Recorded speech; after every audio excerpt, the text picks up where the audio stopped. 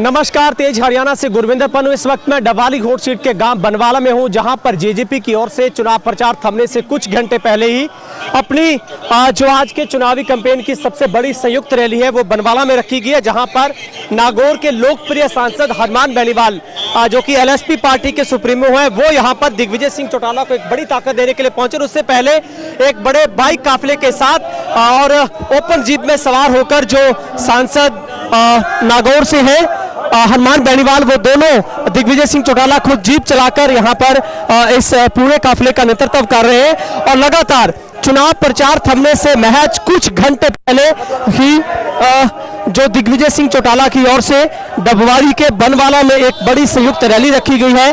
और जहां पर इस वक्त की आप तस्वीर देखेंगे, खुद एक ओपन जीप चलाकर दिग्विजय सिंह चौटाला यहां पर अपने कार्यकर्ताओं में, समर्थकों में जोश भर रहे हैं।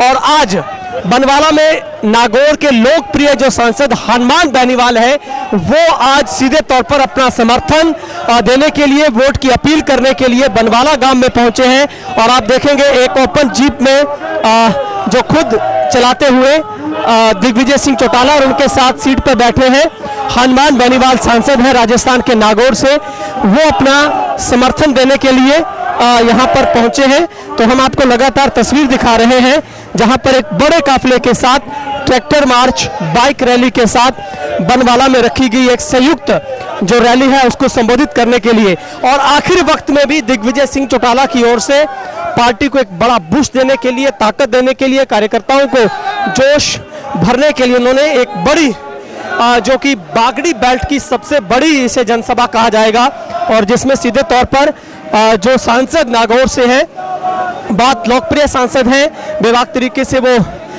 संसद में आवाज उठाते हैं। तो आपको तस्वीर दिखा रहे हैं, जहां पर इस वक्त डबवाली मांगे दिग्विजय, इस नारे को लेकर एएसपी और जेजेपी के साझे प्रत्याशी के तौर पर जो चौटाला लगातार धुआंधार तरीके से चुनावी सभाएं कैंपेन कर रहे हैं। और इससे पहले चौधरी रणजीत चौटाला के साथ उन्होंने एक बड़ी जनसभा को संबोधित किया था, ओडा में एक बड़ी रैली रखी गई। और आज चुनाव प्रचार जाब्ता लगने से कुछ घंटे पहले दिग्विजय सिंह चौटाला की ओर से फिर से एक बड़ा ऐलान, मुकम्मल अपनी जीत को लेकर और अपनी पूरी जो ताकत है वो आज फिर से उन्होंने झोंक दी है। और इस बार उनको जो सीधे तौर पर समर्थन, उनको वोट की अपील करने के लिए जो हनुमान बेनीवाल सांसद नागौर से है, वो यहाँ पर पहुंचे हैं। और लगातार हम आपको तस्वीर दिखा रहे हैं, पुष्प वर्षा के साथ जो उनका यहाँ पर पहुंचने पर स्वागत हो रहा है फूलमालाओं के साथ। और लगातार जो दिग्विजय सिंह चौटाला को मजबूती मिलती हुई यहाँ पर दिखाई दे रही है। तो आप तस्वीर में देखेंगे नागौर से जो सांसद हैं हनुमान बेनीवाल, वो यहाँ पर दिग्विजय सिंह चौटाला को एक बड़ा समर्थन, सहयोग देने के लिए यहाँ पर इस वक्त की सीधी तस्वीर आपको हम संयुक्त रैली के मंच से दिखा रहे हैं, जहाँ पर दिग्विजय सिंह चौटाला और उनके साथ जो सांसद है नागौर से हनुमान बेनीवाल यहाँ पर पहुंचे हैं। तो लगातार एक के बाद एक ताबड़तोड़ जनसभाओं के साथ अपने कार्यकर्ताओं में जोश भर रहे हैं। और तस्वीर में देखेंगे हनुमान बेनीवाल, राजस्थान के मशहूर लोकप्रिय जो कि सांसद हनुमान बेनीवाल आज अपना खुला समर्थन, सहयोग, वोट की अपील करने के लिए पहुंचे हैं। और यहाँ पर एकता का सबूत देते हुए उनको एक बड़ी ताकत देने के लिए आज पहुंचे हैं। और दूसरी तस्वीर हम आपको कैमरामैन तस्वीर दिखा रहे हैं, बड़ी फूलमाला के साथ यहाँ पर लोकप्रिय सांसद हनुमान बेनीवाल का पहुंचने पर यहाँ पर जेजेपी प्रत्याशी की ओर से फूलमाला के साथ उनका जोरदार स्वागत किया गया। और दूसरी तस्वीर आपको जनसभा में इस वक्त की तस्वीर में दिखा रहा हूँ, जहाँ पर बड़ी संख्या में गांव के मुख्य फल से पंचायती चौक में एक जनसभा संयुक्त रैली के तौर पर रखी गई है। और आप जहाँ पर भी तस्वीर हमारे कैमरे में दिखाएंगे, तो हनुमान बेनीवाल की एक सबसे बड़ी प्रसिद्धि है, उनको सुनने के लिए, उनको देखने के लिए यहाँ पर बड़ी संख्या में जो लोग यहाँ पर पहुंचे हैं। और लगातार हमारे कैमरामैन दिखा रहे हैं, दूसरी तस्वीर हम आपको यहाँ पर पहुंची, लगातार महिलाएं, सबसे बड़े स्तर पर महिलाएं दिग्विजय चौटाला के प्रोग्राम में शामिल होती। तो यहाँ पर आप तस्वीर देखेंगे, पूरे वाइड शॉट से हमारे कैमरामैन आपको दिखा रहे हैं कि इस संयुक्त रैली में आखिरी पलों में जब जनसभा रखी गई है, चुनाव प्रचार प्रसार का आज आखिरी दिन है, उसी चुनाव प्रचार प्रसार को आज दमखम भरने के लिए हनुमान बेनीवाल दिग्विजय सिंह चौटाला को एक बड़ी मजबूती प्रदान करने के लिए पहुंचे हैं। और यहाँ पर लोगों का एक खुला समर्थन, सहयोग दिग्विजय सिंह चौटाला को मिलता हुआ दिखाई दे रहा है। लगातार भीम आर्मी, एएसपी की बात की जाए, चौधरी की बात की जाए, तो सीधे तौर पर लोग अपना खुला समर्थन दे रहे हैं। मंच पर मंचासीन राजस्थान के जेजेपी के प्रदेश अध्यक्ष पृथ्वीराज मील जी, हमारे बड़े मजबूत दलित नेता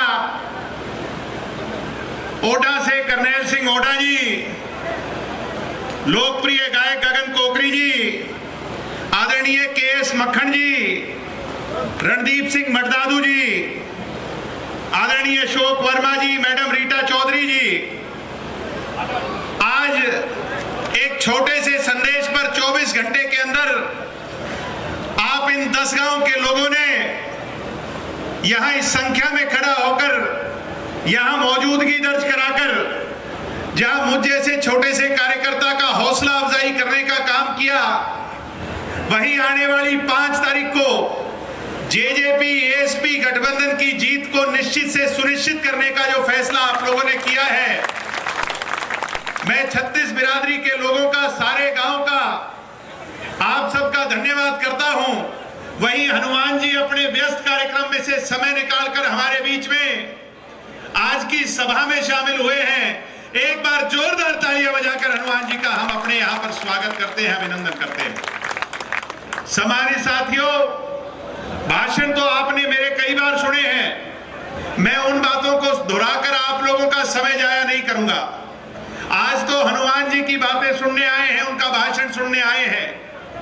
आप सब जानते हैं कि डबवाली के अंदर सभी पार्टियों ने अपने कैंडिडेट जो है वो उतार रखे हैं और आप लोगों ने 5 तारीख को सोच समझकर ठीक फैसला लेना है। सम्मानित बुजुर्गों, नौजवान दोस्तों, मैं तो इतना वादा और विश्वास आपको देता हूं कि मैं डेवलपमेंट और प्रोग्रेस की राजनीति करने आपके बीच में आया हूं। मैंने हनुमान जी के नोटिस में डालना चाहूंगा, हमने 70 गांवों में से हनुमान जी, और सत्ता में रहकर नहीं, सत्ता के बाद, सत्ता चले जाने के बाद 70 गांवों में डिजिटल कंप्यूटराइज्ड ई लाइब्रेरी बनाने का काम हम लोगों ने आयात संस्था के माध्यम से किया और मैंने लक्ष्य लिया कि अगर मुझे विधायक बना दोगे तो एक लाइब्रेरी जनरल उसमें होगी और प्रत्येक अनुसूचित जाति की चौपाल में एक डिजिटल कंप्यूटराइज्ड ई लाइब्रेरी बनवाने का काम करूंगा। सम्मानित बुजुर्गों, नौजवान दोस्तों, हमारे इलाके में सबसे बड़ी जो समस्या है वो पूरे इस बेल्ट के अंदर कोई कॉलेज नहीं है। मैं ये वादा देता हूं यहां पर इन 10-15 गांव के लोगों को कि अगर मुझे आप अवसर देने का काम करोगे तो मैं इस बीच की बेल्ट के अंदर एक बड़ा कॉलेज बनवाकर आपके बच्चों को सहूलियत देने का काम करूंगा।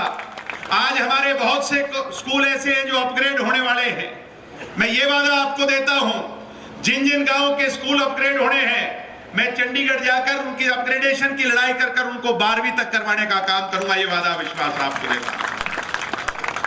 हनुमान जी, हमारे यहां पर सबसे बड़ी समस्या है पानी की और उसका एक ही समाधान है कि घग्गर से चैनल खरीद अगर निकल करके हमारी टेल तक लाया जाए तो हमारे किसानों का भला हो सकता है। यही बात है कि नहीं है? पीछे भी मैंने इस मैटर को खूब उठाया और दुष्यंत जी ने रहते हुए काम भी बहुत किया उस पर, मगर हमारे सत्ता से चले जाने के बाद बीजेपी ने उस फाइल को बंद करके छोड़ दिया। मैं ये वादा देता हूं आप लोगों को कि आप मुझे चंडीगढ़ पहुंचा दो, ये मेरी जिम्मेवारी है, चाहे कितनी बड़ी कुर्बानी क्यों ना देनी पड़े, मगर आपके लिए संघर्ष करूंगा, आंदोलनरत रहूंगा और आपकी टेल तक पानी पहुंचाने का काम करूंगा। ये मेरा वादा विश्वास आपसे है।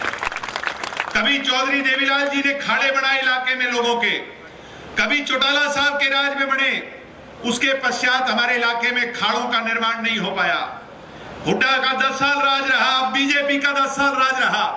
सम्मानित साथियों, मैं आपको ये वादा देता हूं, आप मुझे अवसर दो, जो हमारे खाड़े आज टूटे पड़े हैं, पहली ग्रांट मिलते ही आपके खाड़ों का नव निर्माण करवाने का काम करूंगा, किसानों को फायदा देने का काम करूंगा, ढाणियों को 24 घंटे बिजली से जोड़ने का काम करूंगा और लगभग गांव में तो हमने ढाणियों में पानी की पाइपलाइन पहुंचा दी है, मगर अगर कहीं रह गई है, मेरा वादा है अगले 6 महीनों के अंदर अंदर पानी की कमी को पूरा करवाने का काम करूंगा, पेयजल के लिए वाटर पाइपलाइन डलवाने का काम। हनुमान जी, हमारे इलाके के अंदर खेड़ खिडारी आपने हरियाणा में सुने हैं, मगर वो इस इलाके से नहीं जाते, ज्यादातर रोहतक, सोनीपत, झज्जर तक सीमित रह जाते हैं। हमारी आज की रिप्रेजेंटेशन हिंदुस्तान की टीम में 0 के बराबर है।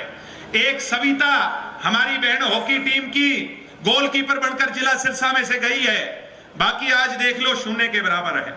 मैं खुद खिलाड़ी हूं और ये मेरा वचन है आप नौजवान युवा साथियों से कि आप मुझे विधायक बना करके अवसर दो।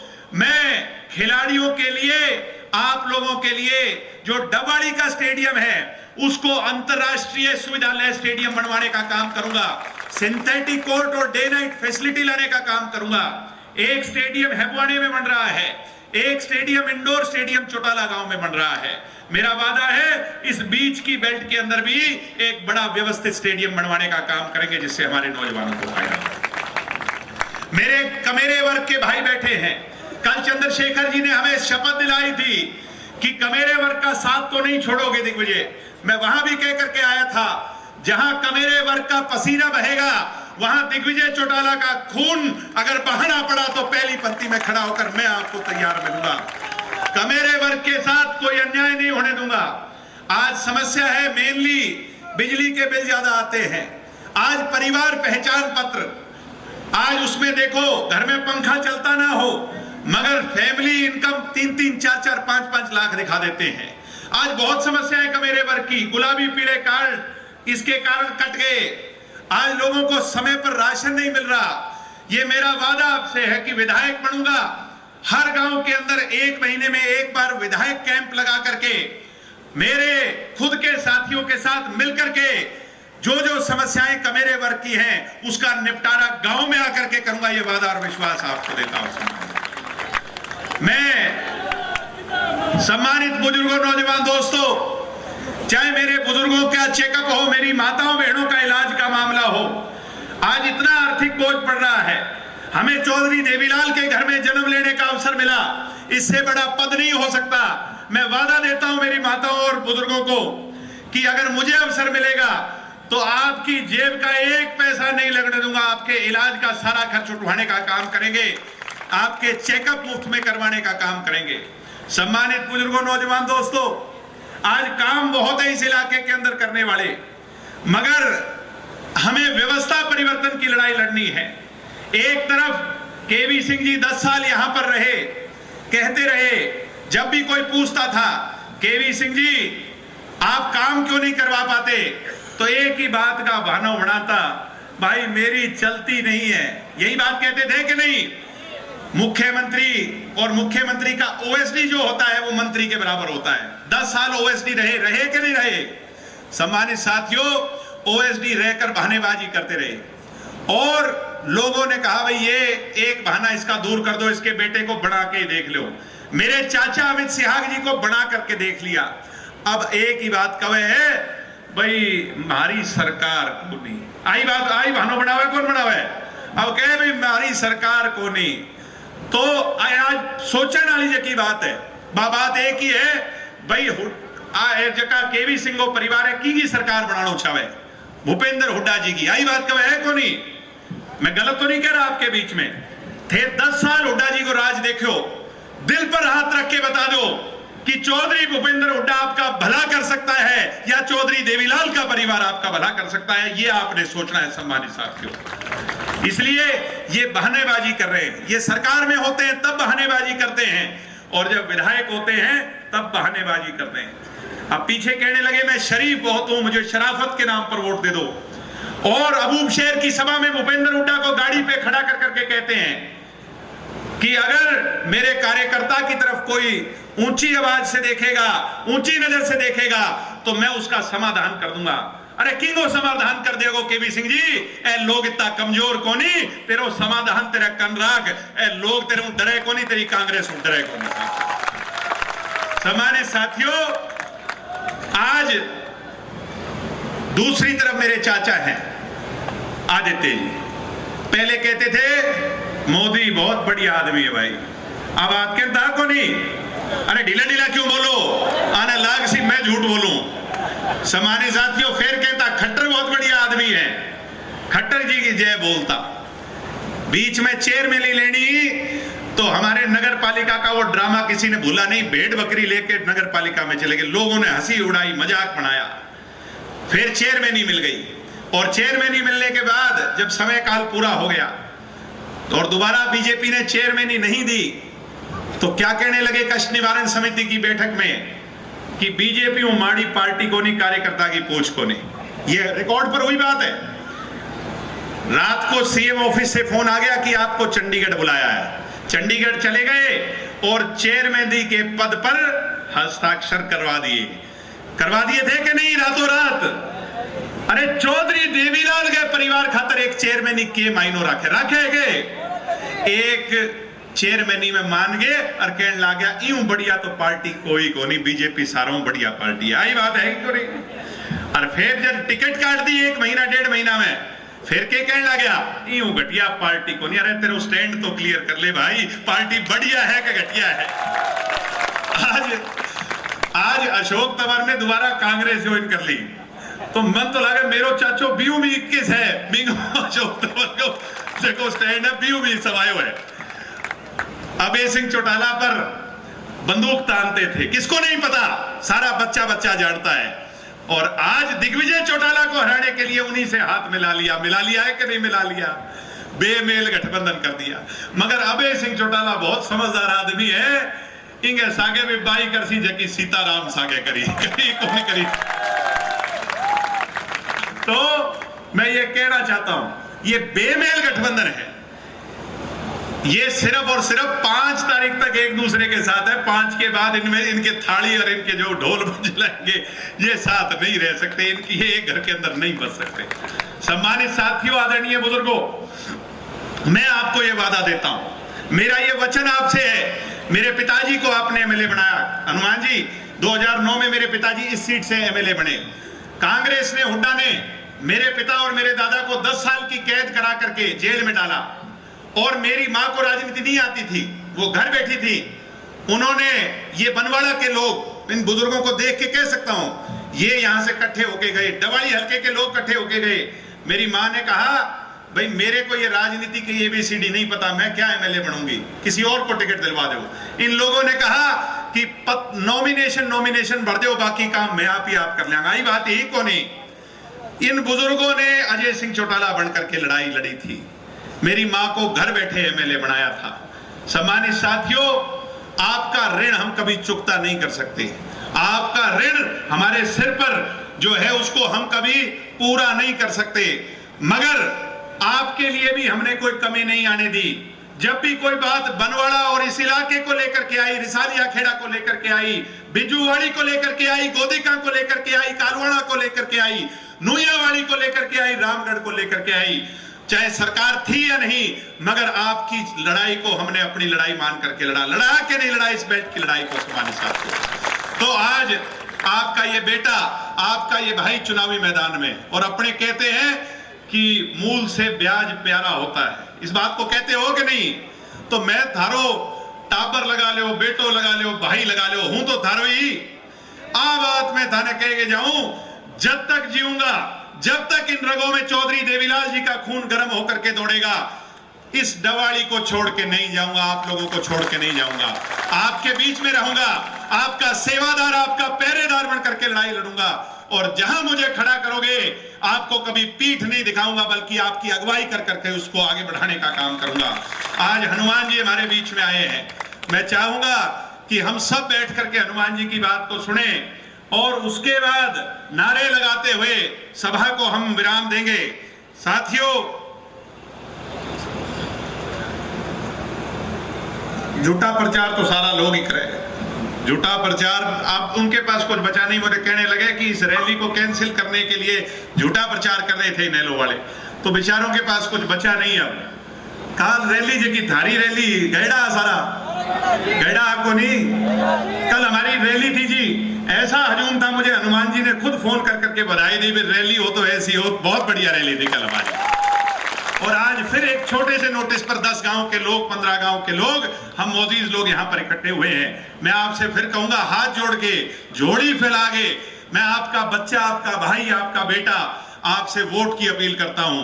5 तारीख को एक एक व्यक्ति चाबी के निशान पर जननायक जनता पार्टी एएसपी गठबंधन के उम्मीदवार के तौर पर आज जैसे हनुमान जी अपना सहयोग समर्थन और आशीर्वाद देने आए हैं, वैसे ही आप अपना आशीर्वाद देकर मुझे यहां से जिता करके भेजने का काम करना। करोगे कि नहीं करोगे? अगर करोगे तो दोनों हाथ खड़े कर करके विश्वास दिलाओ और नारा लगाओ, बाबा साहब अमर रहे। ना भाई आवाज कमजोर है। अब राजस्थान में के मैसेज यासी सोच लो। दोनों हाथ खड़े कर करके बाबा साहब अमर रहे, बाबा साहब अमर रहे, चौधरी देवीलाल जी अमर रहे, चौधरी देवीलाल जी अमर रहे। जब तक सूरज चांद रहेगा, जब तक हिंदुस्तान रहेगा, हनुमान जी बेनीवाल जिंदाबाद, हनुमान जी बेनीवाल जिंदाबाद।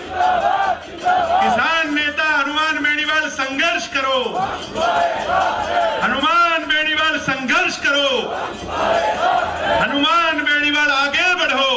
बहुत बहुत धन्यवाद, बहुत बहुत धन्यवाद।